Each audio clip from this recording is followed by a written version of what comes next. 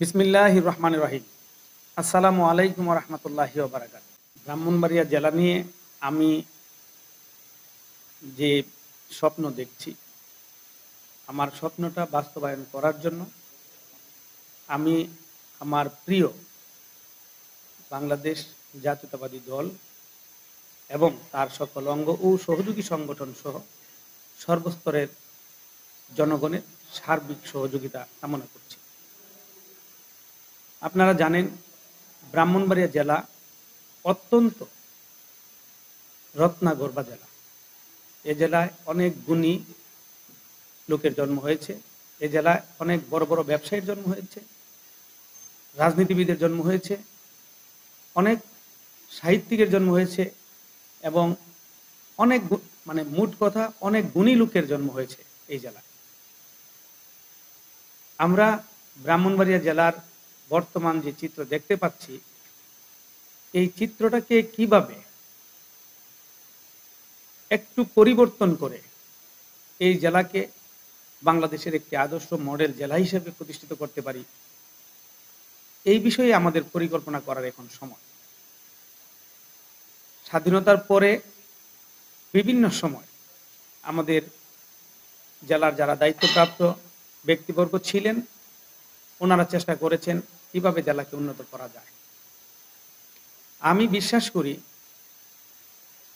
আমাদের এই 5ই আগস্টের যে দ্বিতীয়বার আমরা যে ছাত্র জনতার গণ অভ্যুত্থানের কারণে স্বাধীনতা লাভ করেছি, এই স্বাধীনতাকে আমরা যদি প্রপারভাবে কাজে লাগাই এবং এটার শক্তিটাকে আমরা যদি পুরোদমে আমরা ইউজ করে আমরা ব্রাহ্মণবাড়িয়ার উন্নয়নের জন্য নিয়োজিত করি, আমার বিশ্বাস ব্রাহ্মণবাড়িয়ার মধ্যে একটা ব্যাপক পরিবর্তন আনতে পারবো এবং একটা ব্রাহ্মণবাড়িয়াকে একটা আদর্শ মডেল নগরী হিসেবে আমরা প্রতিষ্ঠা করতে সক্ষম হব ইনশাআল্লাহ। প্রবাসেও আমি দেখেছি ব্রাহ্মণবাড়িয়ার প্রচুর লোক, অনেক লোক বিশ্বের বিভিন্ন দেশে ব্যবসা বাণিজ্য করতেছে, চাকরি করতেছে, তারা রেমিটেন্স বাংলাদেশে পাঠাচ্ছে, বাংলাদেশের জাতীয় অর্থনীতিতে তারা বিশেষ ভূমিকা রাখতেছে।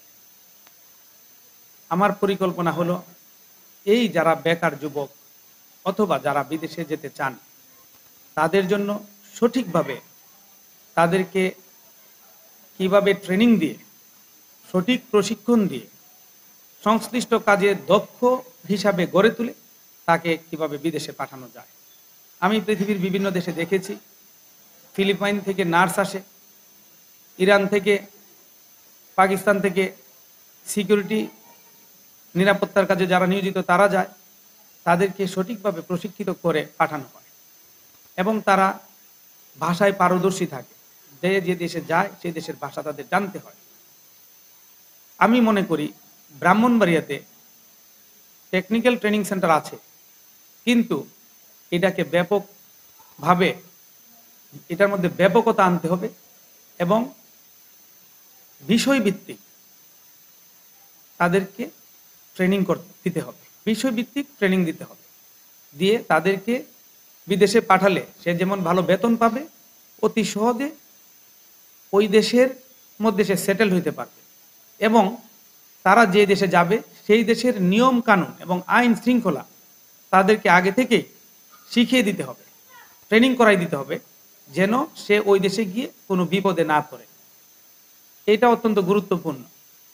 আমি সংশ্লিষ্ট সকলকে বলবো এই ব্যাপারে পদক্ষেপ নিয়ে একটা সঠিক ইনস্টিটিউট গড়ে তুলে বিদেশগামী যারা আছে তাদেরকে পারফেক্টলি প্রশিক্ষিত করে যে দেশে যাবে সেই দেশের নিয়ম কানুন এবং আইন শৃঙ্খলা শিখিয়ে তাদেরকে পাঠানোর ব্যবস্থা করতে হবে, যেন সে দক্ষ জনশক্তি হিসাবে ওই দেশে প্রতিষ্ঠিত হয়। আমি বিশ্বাস করি অন্যান্য দেশ যা পারে তার থেকে বাংলাদেশের এই যুবকরা আরো বেশি পারবে। সেই জন্য সংশ্লিষ্ট দপ্তর এবং সরকারের সহযোগিতা একান্তভাবে কাম্য। আমি সবার কাছে উদারত আহ্বান জানাই, আমরা সবাই মিলে আসুন ব্রাহ্মণবাড়িয়াকে কিভাবে একটা প্রপার নগর হিসাবে প্রতিষ্ঠা করা যায় সেই লক্ষ্যে কাজ করি। ধন্যবাদ সবাইকে, ভালো থাকবেন।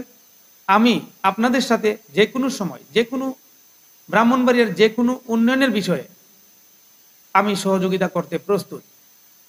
ব্যক্তিগতভাবে আমার কোনো উচ্চাকাঙ্ক্ষা নিয়ে আমি আপনাদের সাথে কথা বলছি না। আমি কথা বলছি একজন নাগরিক হিসাবে আপনাদের পিছনে থেকে, পাশে থেকে কিভাবে আমরা ব্রাহ্মণবাড়িয়াকে এগিয়ে নিয়ে যাব সেই লক্ষ্যে আমরা কাজ করব ইনশাআল্লাহ। ধন্যবাদ সবাইকে।